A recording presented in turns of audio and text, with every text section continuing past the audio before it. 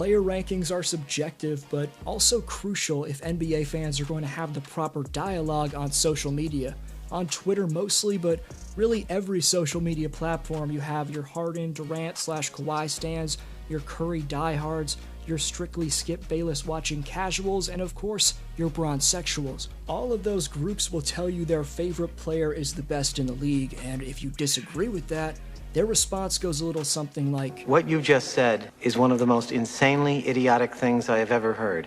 Everyone in this room is now dumber for having listened to it." Having said that, in my opinion, these are the top 10 NBA players after the 2021 finals. Again, in my opinion.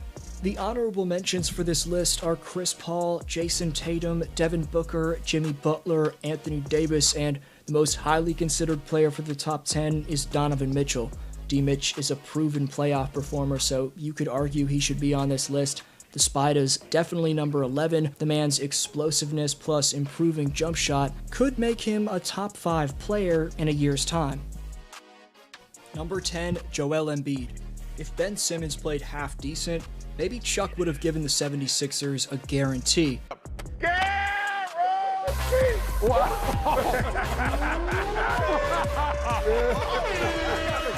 Because with a top-notch number 1 option, JoJo, Philly could have gone the distance this year. With players like Seth Curry and Tobias Harris averaging 20 points, along with the rim protection of Dwight Howard to back up Joel, I like the Sixers team this year. Embiid was an MVP candidate which got disrupted by a meniscus tear, which he went on to incredibly play through in the postseason. Joel's postseason numbers were still damn good despite that injury, but the Sixers lost in 7 in the second round. The exact same thing happened to them in 2019, so Joel has to have more playoff success for him to rank higher. Number 9, Damian Lillard. Dame's also failed to get his team over the top in the playoffs, but based off the fact that he's one of the top players at the deepest position in basketball, gives him the slight edge over Embiid. Also, we can't forget about Dame time. Portland's franchise player has been the clutchest player in the league for a while now. He's on the trading block after saying in an interview that he's, quote, done everything in Portland, so it'll be interesting to see if Dame's in a new jersey by the start of the season. Number 8, James Harden. The Beard's hamstring injury kept him out for the majority of the 2021 season and playoffs, but he did return for the last few games of the Nets series against the Bucks. However, Harden was clearly impacted by a serious hamstring injury and looked like a shell of himself. With his passing combined with the generationally great shot creating, Harden would usually be in the top 5, but after a rocky exit from the Houston Rockets and an injury-plagued campaign, the number 8 ranking felt like the right spot for the former MVP. Number 7, Luka Doncic. Embiid has Harris and Curry next to him. Lillard has another all-star caliber player next to him in CJ McCollum. Luka has Porzingis and Tim Hardaway Jr. That's about it. Still, Luka got the Mavericks 1 win away from upsetting Paul George and Kawhi Leonard and moving on to the second round. In that 7-game series versus LA, Doncic passed Kareem and LeBron for the most playoff triple-doubles before the age of 23. The Slovenian sensation has earned the reputation of a superstar and a top 10 player. Now, all Doncic needs is some talent around him so he can move up the ranks. Number 6, Nikola Jokic. 3 letters describe why the Joker's one of the best players in the league. MVP. Nikola Jokic is only 26, but he's already the greatest passing center of all time, the face of the Denver Nuggets franchise, and of course, the NBA's biggest jokester. Hello, Homo. He's longer than you.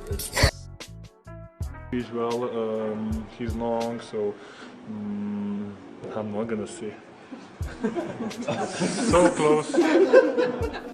Number 5, Kawhi Leonard. If Kawhi hadn't have gotten hurt and kept the LA Clippers in the dark about whether or not he was returning, then he would have ranked higher than number 5. After the NBA universe, including his teammates, had no idea about his playing status on a game-to-game basis, it turned out Leonard had a partially torn ACL.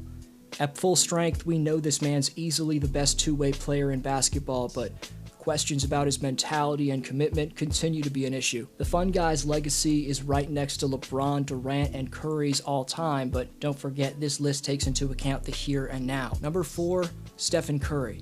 With the second Splash Brother back next to him to start the 2022 season, the Warriors should be able to make a deep playoff run again, but this past season from Curry was just so inspirational, bro. He was an MVP candidate, breaking the record for the most games with 10+ threes in a season with 6 such games. He also broke the record for the most threes per game on average with 5.2. Curry's offense is better than 90% of this list, but it's his lack of defensive value that ranks him lower than these next 3 players.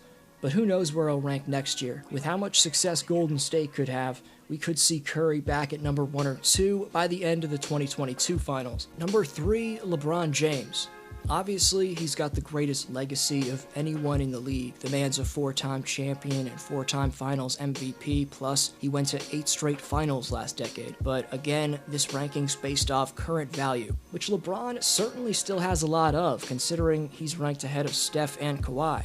You could argue that after LeBron won 2020's title and had the shortest offseason to recover for the 2021 season, that he wore down in the playoffs this year because of that lack of rest. But I just think LeBron's finally starting to see Father Time take a toll on his production. LeBron's turning 37 in December, but he'll have a full offseason to recover in the cryo chamber, so look for him to reclaim his spot as the undisputed number 1 player in basketball.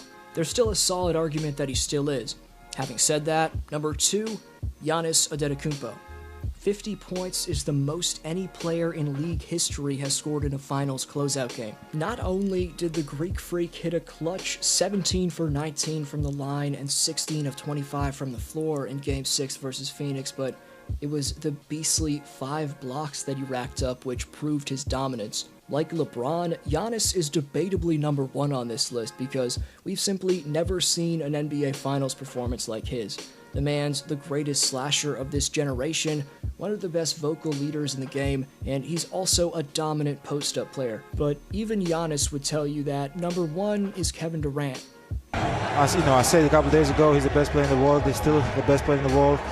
And we know coming into this series that we had to do it as a team. There's a reason why Nets coach Steve Nash became a meme for hugging Durant. KD laid everything out on the line and more in the 2021 playoffs. Kyrie was out, Harden was completely injured, yet the Nets got 1 overtime period away, 1 shot away from beating the eventual championship-winning Milwaukee Bucks.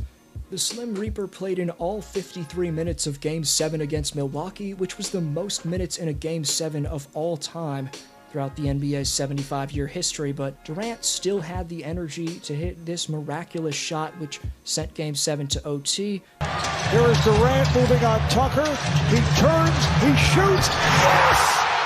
With 1 second remaining. Call Easy Money Sniper a snake for ring chasing all you want, but that doesn't change the fact that he's the most gifted player in the game. His 7-foot frame, brilliant ball handling, and once-in-a-lifetime shot making make the best player in basketball, but that's just my take. Let me know yours in the comments section. Leave a like to help this video reach more people, and subscribe to the channel if you haven't already. This was D-Flow, have a great one, and I'll see you next video.